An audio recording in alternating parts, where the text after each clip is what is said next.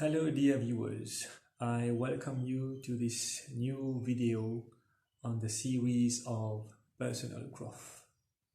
Before I start, let me thank everybody for their likes, for their comments, and for their subscribing to this YouTube channel. Today I shall talk on a very interesting topic, and it is related to our relationships, be it in the family, in society, or at work. Now, the modern world is so hectic. It goes at such a very high pace that all relationships are under big pressure. And this is a fact. Most of you are facing this situation I am describing now. So there are ways and means by which you can improve your relationships. But we must be aware of this knowledge. When you are aware of how you can improve your relationship, then you will feel better at home, in society, and at work. So let's begin. The relationship you have with all persons are based on 3 C's. The first C is communication. You will appreciate that human beings are the only creation who have the ability to talk. Spiritually, words and speech are sacred because only the divine can speak. Plants and animals cannot speak. However, the sad truth is that we do not make a very effective use of language. You see, language and words have a very profound effect on persons, both positively and negatively. You feel very good when you are complimented, isn't it? You feel nice when you are praised. But you also feel very bad when you receive harsh words, when people use foul language with you, isn't it? So words have a very profound effect on our well-being. And this is why communication is one of the pillars of a very good relationship. So what you should do in communication? The first thing is that you should be able to share your feelings. Now, to be able to share your feelings, there should be a proper environment in your house, in society, and even at work. Some people repress their feelings. They hide it inside their body. And when these repressed feelings are not given a way out, they cause a lot of mental disturbance and can even lead to diseases. And this is the truth. So when you block all those feelings which you can't share, then you are in trouble. Now it depends the kind of persons who are in your immediate environment. Some people will accept the sharing of feelings. Some people will just reject feelings. Now be aware that men and women are not the same type of energy. Physically, they are mostly differenced by their sex, but the most important difference is in the energy of a man and in the energy of a woman. A man will tend to be more logical and make use of reason in all what he does, whereas a woman will make mostly use of feelings and emotions. And men and women cannot become equal. This is the truth. For the simple reason that a man will only complement a woman and a woman will complement a man. What I mean by that is that whatever is lacking in a woman is present in a man, and whatever is lacking in a man is present in a woman. So when both engage in a wedding and live together, They should be able to complement themselves and live a harmonious life. But this is a very rare situation. Most of the time it's conflicts which arise because they tend to oppose each other. So coming back to communication, like I said, sharing of your feelings are very important. Communicating what you are thinking is very important. And you should make use of the right words when you share your feelings. Now, talking and speech is an art. Communication is a subject at university level. Communication skills are even taught to managers, to senior managers at work, because this is a very important skill. Now, any skill can be developed, and this is the good thing about communication. Now, there are loads of literature on the internet on how you can improve your communication. And believe me, when you can communicate properly, then things will start to improve very rapidly. Now, to communicate, the second step is that you must find time. In this very rapid modern world, people have very little time for each other. You work odd hours, isn't it? And when you come back, you're so stressed from work responsibilities that you just want to shut down and be alone, isn't it? But then you start facing your own responsibilities at home, which you cannot escape. And this is where communication starts to fail. You will say, leave me alone, I'm very tired.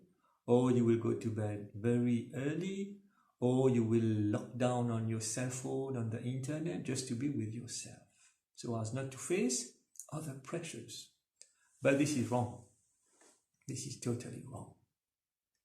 Every husband and wife must be able to have enough of quality time within themselves and with their children. Remember, I said quality. I didn't say quantity. So when you will tell somebody, find some time for me, they will immediately be defensive. They will say, I don't enough have time, and you are asking me for more time to talk about family issues. You see? But a little time with a great quality will make a very big effect. And you can choose your topics of discussion. And above all, when you communicate, do not judge, do not criticize, do not blame, do not bring past matters in the present. This is a very big mistake that most people who are in a conflict tend to do. They will start with the problem they have on hands today, and they will go back and cite all the examples where there have been conflicts.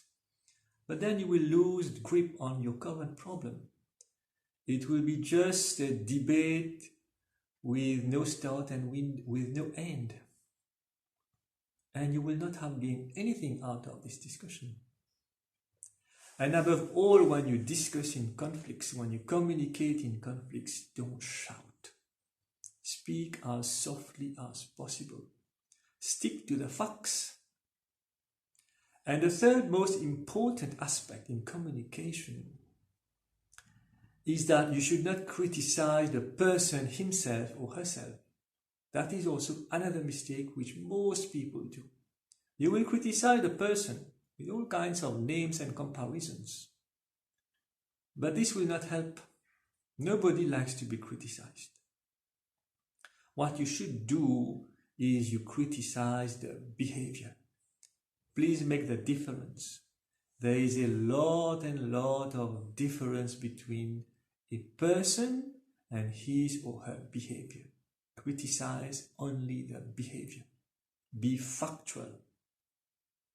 Alright? Then you will get something out of this discussion. Something positive will come out. So remember all these three considerations that you must observe while making an effective communication. People are very sensitive to criticism. You must be very developed mentally and spiritually to accept criticism. You will require a lot of humility to accept criticisms from any person. But because you are not developed, you will defend very quickly when people will criticize you. You will fight the case. And it will become a very tough communication, which we call a big conflict. And it may give rise to separation also. Now, regular conflict happens very often in family life today, isn't it?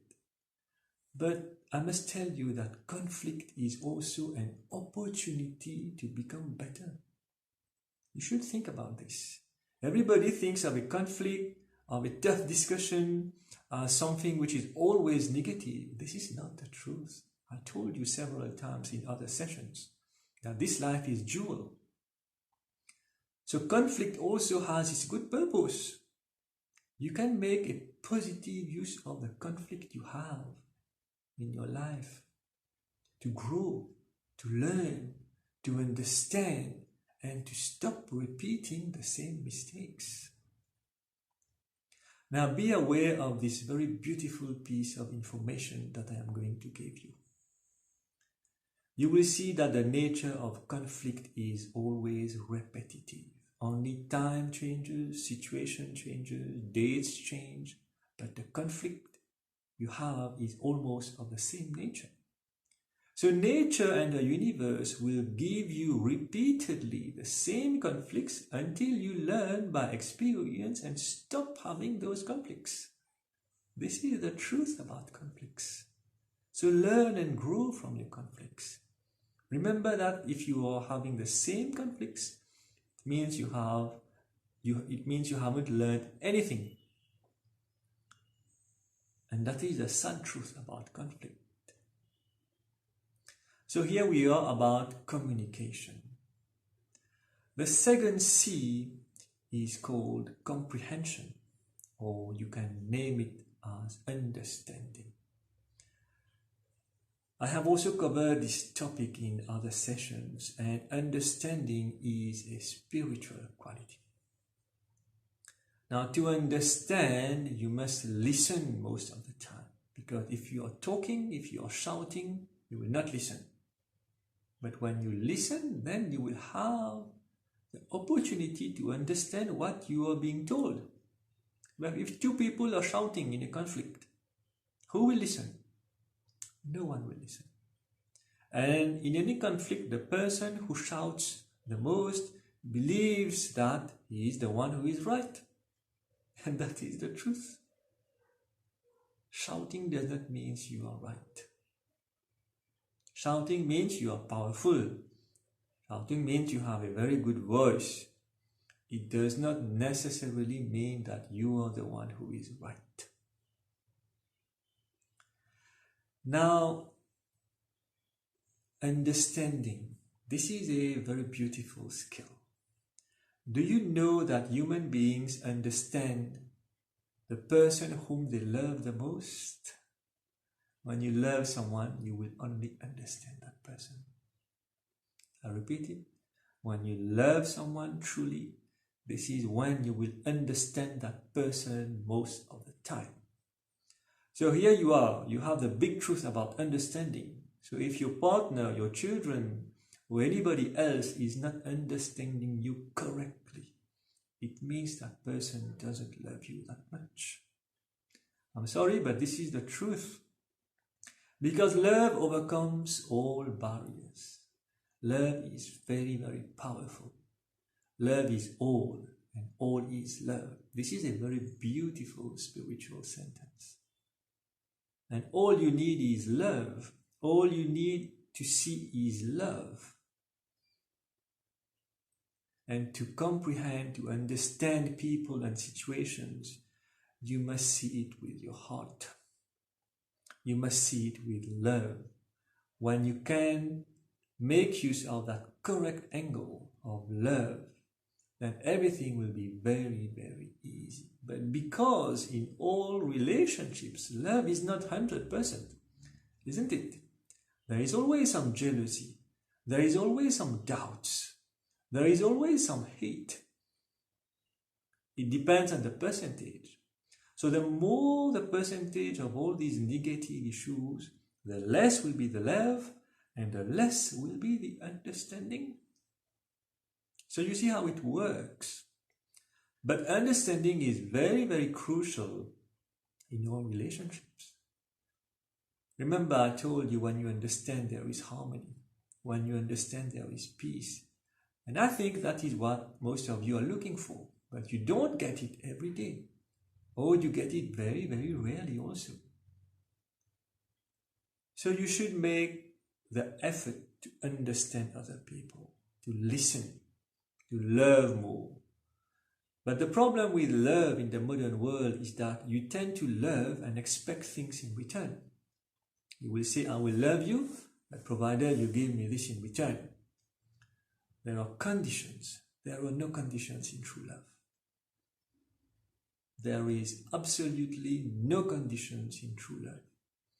Because what happens when the conditions disappear? Let's suppose you love somebody because that somebody has a big bank balance, a nice house, and any kind of other material comforts. So you will keep loving that person as long as those conditions are still there. But once the conditions start to disappear one by one, what will happen? The love will decrease. And this is another truth of the modern world, because everything is conditional. But supreme love is without conditions. There shouldn't be any conditions attached to love. Then you will have understanding. Then you will have a better relationship. Do you see how it works? And when you understand your partner, your children, and other relationships you have, the risk of having conflict will be very, very minimal, isn't it? Because misunderstanding gives rise to a lot of trouble. People are watching the phones of their partners like police officers because they have doubts. And there is also jealousy. When you are jealous too much, you give rise to misunderstanding. You don't have the truth that there is something happening, but you keep having that in your mind and you disrupt the harmony of the relationship. Doubt is not good. You can have a little doubt, but don't let it take the whole part of your system, whereby you start to make your relationship become very difficult just because of doubts.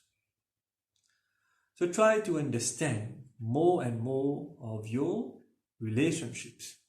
Now, with regards to children, don't make the mistake that they are children and they should only listen to adults. Believe me, you can learn a lot from children. I myself learn from children. Children, because they are of a low age, does not mean that they shall always be wrong. Does not mean that they shall always be given orders. This is not true and this is not correct at all. So try to understand your children. Remember that children behave differently. The thinking process of a child is not the same as that of an adult.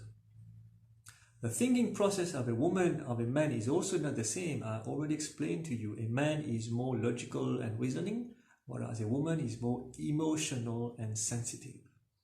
A child also is very emotional and sensitive. So be very careful who you have in front of you before you engage into conflicts. So the relationship with your children also must be given proper attention.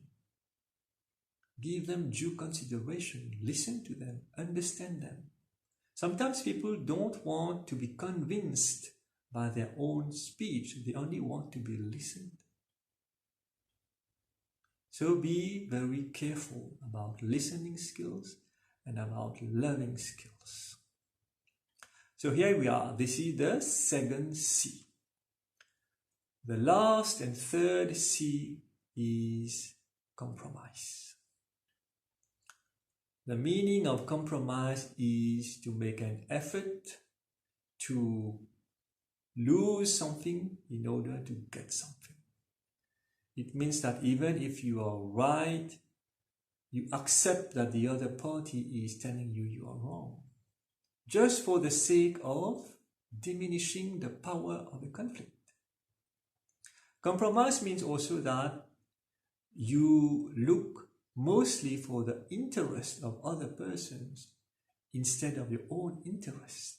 You sacrifice your interest for other ones. So when you sacrifice, it means you are less selfish. And you will know that all selfish persons have a hard time in all their relationships. This is the sad truth.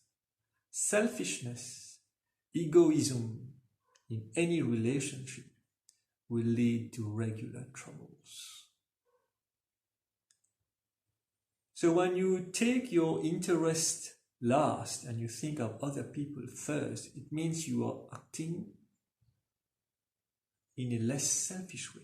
It means you are compromising your own wishes, your own interests for the sake of others, and this is a beautiful spiritual quality. The Almighty has said, put others first. But some people will tell you, I am only the one who is always compromising. I am the only one who is asking for forgiveness. Why should I be the only one to make the effort? I will tell you why. In order to change, you must change first. In order to change any difficult situation, you must change first. But we make the mistake of requesting the other person to change. This will not work. Because if any person has decided that he will or she will not change, nothing will happen. You see, it depends on your consciousness. Whether you are conscious you are the one who is making the trouble, whether you are conscious that you are having regular conflict and that you must stop it, it depends wholly on you.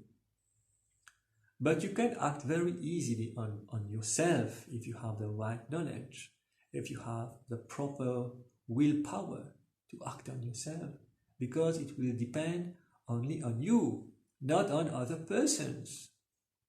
And if karma has not become ripe for one person to change, believe me, nothing will happen. You will go and see all kinds of pandits, priests, spiritual persons here and internationally. Nothing will happen because the time has not come for that person to change. You understand what I'm explaining to you. So when the time comes, or if the person says, I am ready to change, please help me. Or if the person says, I need help, then things can be done. Otherwise, nothing will happen. So compromise is also very important in any relationship, because then you accept to lose for the whole family to win. You accept to lose for the office to win. You accept to lose for society to win. And also remember, do not measure what you are winning or what you are losing, because you will keep only losing by doing this. But in the modern world, we are trained and conditioned to measure what we are losing and what we are gaining. That is why society is at a loss. That is why you see all much troubles. So try to make compromise, and to be able to compromise, you must become very humble. Now this is a tough part, because all your material possessions, all this material world, tends to drive you to become all the contrary of a humble person. You are very proud because of your belongings. You are very proud because of your status in society, because of your bank balance, because of your beautiful body, because of the salary you earn, because of the name of your family, and so many other things. But pride will lead you nowhere. Pride will engage you in regular conflicts. So here we are about all the 3 C's to be able to improve all your relationships. This is very important. Go through it and master one by one, and you will see how your relationship can improve day by day.